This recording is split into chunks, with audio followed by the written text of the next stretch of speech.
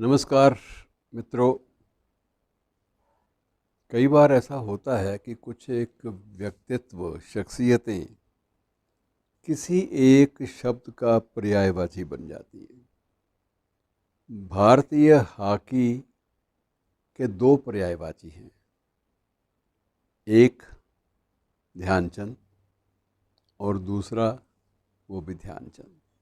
दूसरा वो ध्यानचंद जिसे हॉकी का जादूगर कहा जाता है। जब भी व्यापक स्तर पर हॉकी के जादूगर की बात होती है तो सिर्फ एक ही नाम ध्यानचंद का ही सामने आता है। और जब भी कभी ये स्थिति आती है कि भारतीय हॉकी का पर्यायवाची कौन है व्यक्ति जो एक लीजेंड के रूप में, एक किंवदंती के रूप में भी स्थापित हो गया, तब भी एक ही नाम ध्यानचंद। मित्रों, ध्यानचंद को बहुत बड़े आदमी नहीं थे। जहाँ तक सेना की सेवा का सवाल है, एक मामूली सैनिक के रूप में उन्होंने अपनी ज़िंदगी शुरू की थी ज़िंदगी में। और 1922 में हमारी भारतीय सेना में एक ब्राह्मण रेजिमेंट भी होती थी। उस ब्राह्मण रेजिमेंट में ये श्रीमान जी इन्होंने प्रवेश लिया, उसमें भर्ती हो गए।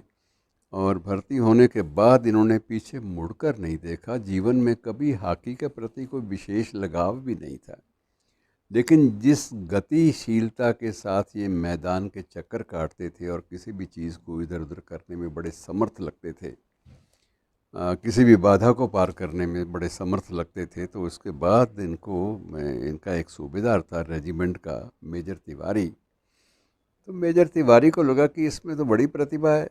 उन्होंने इसको भारतीय हॉकी टीम में शामिल होने के लिए प्रेरित किया। ध्यानचंद की रुचि ज़्यादा नहीं थी इन बातों में। सिंपल साधारण गांव की पृष्ठभूमि से आए, उन्हें क्या पता कि ये खेल क्या बला होती है, ना नियमों का पता ना कुछ और। लेकिन जब एक सैनिक अधिकारियों की तरफ से एक संरक्षण मिला तो कूद गए। और उसके बाद अपनी प्रतिभा की धाक जो है वो ऐसी जमाई कि वह व्यक्ति कालांतर में भारतीय खेल दिवस का पर्याय बन गया। आज भारतीय खेल दिवस है और भारतीय खेल दिवस के अवसर पर, और विशेष रूप से खेल दिवस क्यों मनाया जाता है, वो भी इसलिए कि ध्यानचंद का जन्मदिन है। ये दोनों कारणों के आधार पर हम ये कह सकते हैं कि आज का दिन हॉकी को और हॉकी में भारतीय वर्चस्व, इसका जो अतीत रहा है स्वर्णिम, उसको याद करने का समय है। और बहुत सारी किंवदंतियाँ जुड़ी हुई हैं। निरंतर लगातार कई स्थानों पर ऐसा हुआ कि जब इसकी हॉकी की जांच की गई, विरोधी पक्ष के अधिकारियों ने मांग की कि नहीं, इसकी हॉकी में ज़रूर मैग्नेट या कुछ ना कुछ लगा हुआ है, जो गेंद इसकी हॉकी से अलग होने का नाम नहीं लेती। तो उसकी हॉकी की जांच करवाई जाए, विशेषज्ञों से जांच भी करवाई गई। होना क्या था, सिर्फ एक व्यक्ति का खेल कौशल है जिसके कारण ऐसा लगता था, ऐसा अभ्यास, कि ये श्रीमान जी गेंद को छोड़ते ही नहीं। इनकी हॉकी से गेंद का इतना लगाव है कि वो उनसे अलग होने का, हॉकी से अलग होने का नाम ही नहीं लेती। तो ये एक प्रकार से इनका कौशल था, खेल का कौशल, हॉकी कौशल आप कह सकते हैं। कि जितने भी किस्से इनके नाम के साथ जुड़े हैं वो सारे के सारे सच्चाइयों पर आधारित हैं, तथ्यों पर आधारित हैं। और कीर्तिमान भी मित्रों ऐसे कि एक बार लॉस एंजलिस में 1932 की बात है, वहाँ पर एक बार अंतर्राष्ट्रीय मैच हुए और उसमें भी श्रीमान जी को, ध्यानचंद को, नेचुरली कप्तानी इन्हीं के हाथ में रहनी थी। कुल उस ओलंपिक में, उस प्रतियोगिता में 262 गोल सभी टीमों की ओर से किए गए।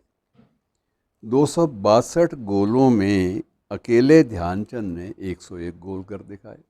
अब आदमी का एक, आप ये देखिए कि आदमी किस श्रेष्ठता के साथ अपनी धाक, अपनी अपनी जो शिखर तत्व है अपना, उसको स्थापित कर देता है। अब उसके बाद क्या रह जाता है शेष, कोई भी चीज़ स्थापित करने में। और निर्णायक मैच जो उसका फाइनल था मैच, उसमें अमेरिका को भारतीय टीम ने हराया था और भारतीय टीम ने 24-1 से अमेरिकन टीम को हराया था। तब अमेरिकी समाचार पत्रों ने टिप्पणी करते हुए कहा था कि भारतीय हॉकी टीम तो पूरब से आया एक तूफान है। ये टीम नहीं है, ना हॉकी के खिलाड़ी हैं, ये तूफान है जो पूरब से आया, ईस्ट से आया और पूरे के पूरे अमेरिका के मानस पर आकर छा गया। अब इसे क्या कहा जाए, बड़ा अजीब सा लगता है। और कई बार ऐसा भी हुआ कि ऐतिहासिक लम्हे भी उनकी जीवन में आए, और ऐतिहासिक लम्हे की बात विशेष रूप से 1936 का बर्लिन ओलंपिक, उसका जिक्र अक्सर होता है। बर्लिन ओलंपिक में ध्यानचंद को, स्वाभाविक रूप से जहाँ ध्यानचंद है वहाँ कोई और कप्तान अपने आप को समझेगा ही नहीं और उसी को कप्तान माना जाएगा। यदि अधिकृत रूप से हैं भी और नहीं भी हैं तो भी इन्हीं को ही कप्तान माना जाता था कि जो कुछ होगा इन्हीं की कप्तानी में होगा। ये बात एक सुनिश्चित सी मानी जाती थी। अब संयोगवश यद्यपि वो दिन हमारी स्वाधीनता का दिन नहीं था, स्वाधीनता संग्राम, स्वाधीनता प्राप्ति का दिन तो वो बाद में घोषित हुआ, लेकिन वो संयोगवश कह लीजिए, जस्ट ए कोइंसिडेंस, कि वो उस दिन 15 अगस्त था। और 1936 के बर्लिन में ध्यानचंद जब खेलने के लिए उतरे और उस वक्त फाइनल का मुकाबला था, उस दिन 15 अगस्त का दिन था, 1936 का वर्ष था और भारतीय और जर्मन टीमों के बीच में फाइनल मुकाबला था। और उस फाइनल मुकाबले को देखने के लिए और इसकी जो प्रतिभा थी, जिसके बारे में चर्चाएं बहुत सुन चुके थे लोग, उनको उसको देखने के लिए स्वयं जर्मनी का हिटलर महान कहा जाना चाहिए, तो जो तानाशाह था जिसके सामने, तो बड़े बड़े कांपते थे। और जर्मनी के खिलाड़ी तो पहले ही कांप रहे थे कि ये हमारा जब तानाशाह बीच में बैठेगा, उस दिन प्रेजाइड करेगा, अध्यक्षता करेगा और मुख्य दर्शक होगा, तो उस वक्त अगर यदि हमारे परफॉर्मेंस में, यदि हमारी प्रस्तुति में कहीं भी कोई दोष निकला तो हम तो गए। इस व्यक्ति को नाराज़ करने का होता है अर्थ कि जीवन से हाथ धो बैठना, तो ये तो हमें छोड़ेगा नहीं। इसलिए हमें तो बहुत ही ज़्यादा मशक्क़त के साथ सर धड़ की बाजी लगाकर ये गेम खेलनी पड़ेगी, ये खेल खेलना पड़ेगा।